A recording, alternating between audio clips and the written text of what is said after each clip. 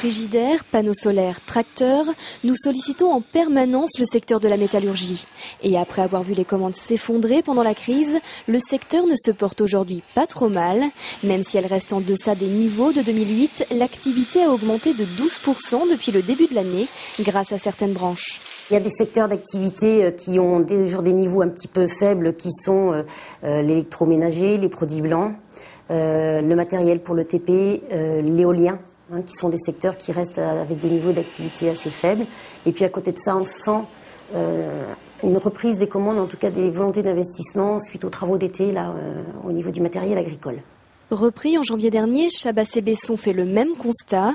Le marché du vérin hydraulique repart, pour peu qu'on s'adapte aux clients. La réaction du marché a été bonne à partir du début de l'année 2010.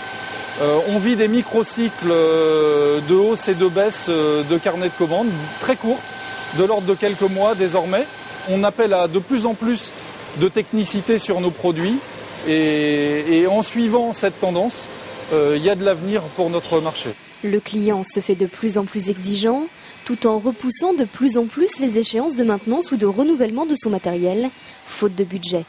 Ce sont des délais qui se raccourcissent parce que les processus de décision chez nos clients se tendent aussi.